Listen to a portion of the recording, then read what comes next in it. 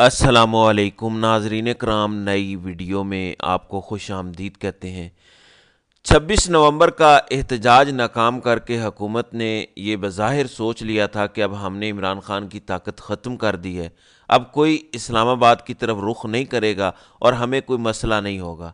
لیکن جس طرح سے امریکہ سے یلغار ہوئی، پھر برطانیہ سے ہوئی اور اس سے پہلے یورپی یونین سے ہوئی، تو اب کوئی اور ہی ماحول بنا ہوا ہے اسلام آباد کے اندر۔ یعنی ان کے گلے خشک ہو چکے ہیں، ان کی شوگر ہائی ہو چکی ہے، بلڈ پریشر چڑھے ہوئے ہیں کہ اب ہوگا کیا۔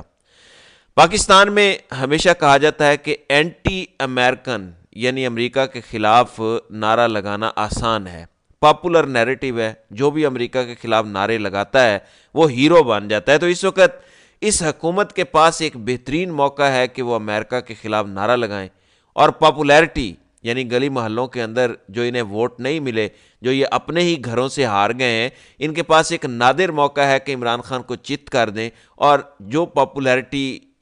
عمران خان کے پاس ہے وہ یہ گین کر لیں اور ذرا للکاریں ڈونلڈ ٹرمپ کو، ذرا للکاریں جو بائیڈن کو۔ ویسے جو بائیڈن نے جو کچھ اس رجیم کے ساتھ کر دیا ہے، یعنی جاتے جاتے انہیں یتیم کر دیا ہے، خود تو وہ یتیم ہوا ہی ہے، لیکن پہلے پابندیاں اس نے لگائیں پاکستان پر، پہلے استعمال کیا، پھر پابندیاں لگائیں، اور اب جو فوجی عدالتوں والا معاملہ تھا اس پر بھی امریکہ سے جو کچھ ہوا، لہٰذا اس کے بعد اب یہاں پہ سوچا یہ جا رہا ہے کہ یہ امریکہ والے تو بڑے بے وفا ہیں، یہ بے دردی کے ساتھ استعمال کرتے ہیں، 2 ٹکے کا نہیں چھوڑتے، اور اس کے بعد یہ خود نکل جاتے ہیں اور ہمیں پھنسا دیتے ہیں۔ بہرحال اس وقت اڈیالہ جیل توجہ کا مرکز بنی ہوئی ہے۔ بشرا بی بی اس وقت اڈیالہ جیل میں موجود ہیں، جہاں پہ ان کی عمران خان کے ساتھ ملاقات جاری ہے۔ ہو سکتا ہے اس ویڈیو کے دوران یہ ملاقات ختم ہو جائے۔ پھر اس کے علاوہ مذاکراتی ٹیم بھی آج اڈیالہ جیل جائے گی اور وہاں پہ عمران خان کے ساتھ ملاقات کرے گی۔ GHQ حملہ کیس کی بھی آج اڈیالہ جیل کے اندر سماعت ہوئی ہے۔ عمران خان اور فواد چودھری کی جانب سے درخواست کی گئی تھی کہ یہ جو اڈیالہ جیل کے اندر سماعت ہوئی ہے، وہ جو آپ نے فرد جرم عائد کی تھی اس کی ہمیں CCTV فوٹیج فراہم کی جائے، لیکن عمران خان اور فواد چودھری کی درخواست کو مسترد کیا گیا۔ اور اس کے علاوہ اس کیس کے اندر ایک اور ملزم بلال اعجاز ہیں، ان پر فرد جرم عائد کی گئی ہے۔ اس کے علاوہ عاصم اور شاہیر سکندر کے اشتہار جاری کیے گئے ہیں، انہیں اشتہاری قرار دیا گیا ہے، اور سماعت اب 6 جنوری تک ملتوی بھی کر دی گئی ہے۔ دوسری جانب لاہور ہائی کورٹ کی چیف جسٹس عالیہ نیلم چھٹی پر چلی گئی ہیں، ان کی جگہ پہ جسٹس علی باقر نجفی قائم مقام chief justice Lahore high court بنے ہیں۔ وفاقی حکومت کی جانب سے یہ فیصلہ کیا گیا ہے۔ Chief justice Lahore high court justice Aliya Neelam 25 دسمبر سے 2 جنوری تک نجی دورے پر بیرون ملک روانہ ہوں گی، اور ان کی غیر موجودگی میں جسٹس علی باقر نجفی قائم مقام چیف جسٹس ہوں گے۔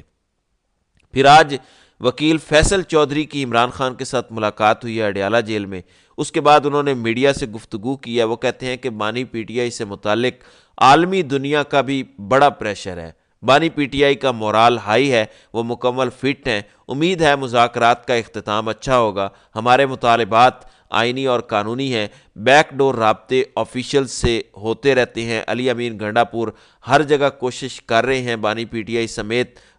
دیگر اسیران کی رہائی پر بات ہونی چاہیے، ہم NRO نہیں مانگ رہے، بانی PTI عمران خان پہ درج مقدمات کا خاتمہ ہونا چاہیے، ہم پہلے ہی کہہ رہے ہیں کہ ملٹری کورٹس میں سویلینز کے ٹرائل کے تجربے سے ملک کو نقصان ہوگا، اور تنقید ہو رہی تھی کہ PTI والے تو گئے ہی نہیں، یعنی وہ گئے ہی نہیں فوجی عدالتوں کے اندر، اور انہوں نے اپنے ملزمان کا دفاع نہیں کیا۔ اس بارے میں آج سلمان اکرم راجہ کا موقف آیا۔ وہ کہتے ہیں کہ کیونکہ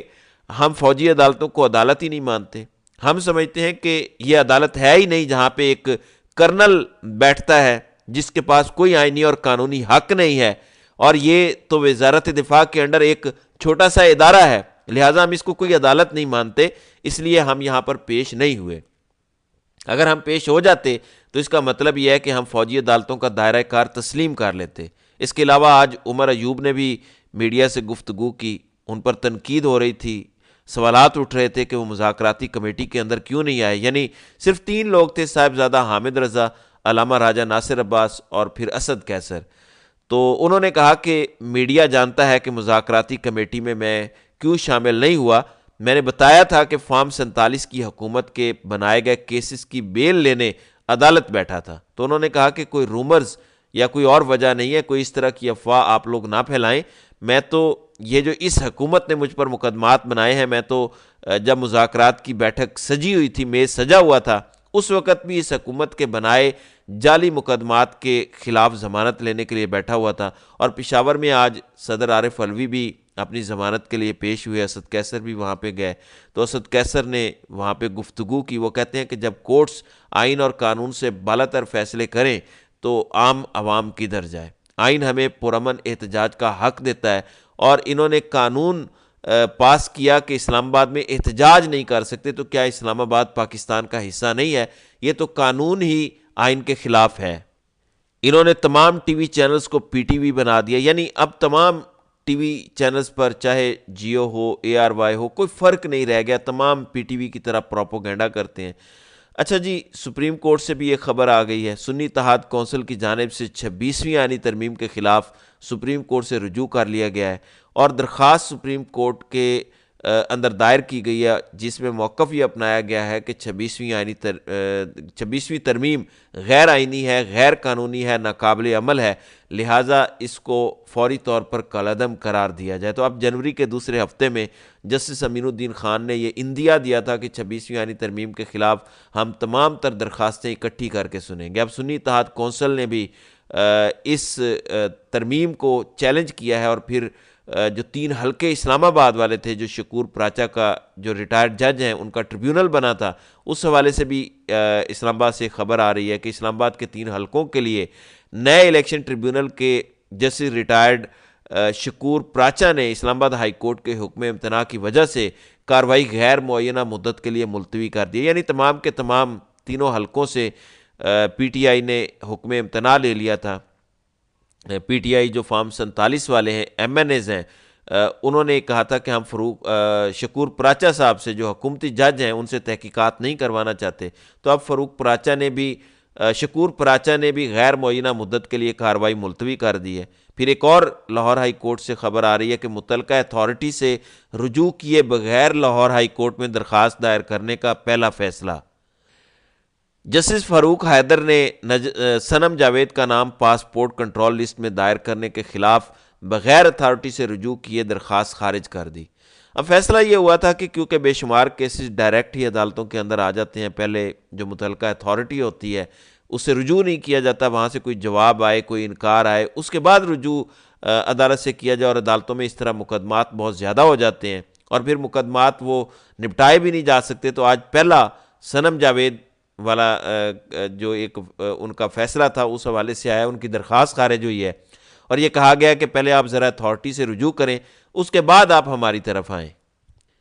پھر جسٹس محسن اختر کیانی نے آج ایک اور تگڑا دبنگ فیصلہ کیا ہے، اور وہ بھی طاقتوروں کے خلاف کیا ہے، یعنی اس دور میں جب جسٹس عالیہ نیلم جیسی ٹاؤٹ، جب آپ کے امین الدین خان جیسے بوٹ پالشیے، اور آپ کے چیف جسٹس یحییٰ آفریدی جیسے بزدل لوگ ہاتھ جوڑ کر کھڑے ہوں، تو ایسے وقت میں اگر کوئی بڑے فیصلے ہوتے ہیں تو واقعی وہ داد کے مستحق ہوتے ہیں۔ خبر یہ ہے کہ اسلام آباد ہائی کورٹ کے جسٹس محسن اختر کیانی نے آزاد کشمیر کے لاپتہ شہری مدثر خان کی بازیابی کے لیے دائر درخواست پر ڈی جی ایم آئی سے 27 دسمبر تک بند لفافہ رپورٹ طلب کر لی ہے۔ تو ڈائریکٹ ڈی جی ایم آئی سے یہ رپورٹ طلب کی گئی ہے کہ بھائی صاحب ذرا بتائیں کہ ان کے حوالے سے کیا آپ کے پاس انفارمیشن ہے، کن لوگوں نے انہیں اٹھایا ہے، اور ان کے حوالے سے آپ کے پاس کیا جواب ہے۔ تو ہم کہہ سکتے ہیں کہ خفیہ ایجنسیوں کو ایک طرح سے طلب کیا گیا ہے، اور یہ بہت بڑی بات ہے۔ جس طریقے سے پاکستان کے اندر پچھلے 2 سال میں مظالم روا رکھے گئے ہیں، جس طرح لوگوں کو غائب کیا گیا ہے، جس طرح لوگوں کو نامعلوم کیا گیا ہے، جس طرح نقاب پوش لوگوں کو اٹھا کر لے جاتے رہے ہیں، ان کے خلاف اگر یہ فیصلہ مضبوط طریقے سے آتا ہے تو یقیناً یہ ایک فیصلہ کن فیصلہ ہوگا۔ تو دیکھتے ہیں کہ اس حوالے سے آئندہ آنے والے دنوں میں کیا ہوتا ہے۔ تو ناظرین کرام، آپ کی اس ویڈیو کے حوالے سے کیا رائے ہے؟ آپ اپنی رائے کا اظہار کامنٹ سیکشن میں ضرور کیجیے گا۔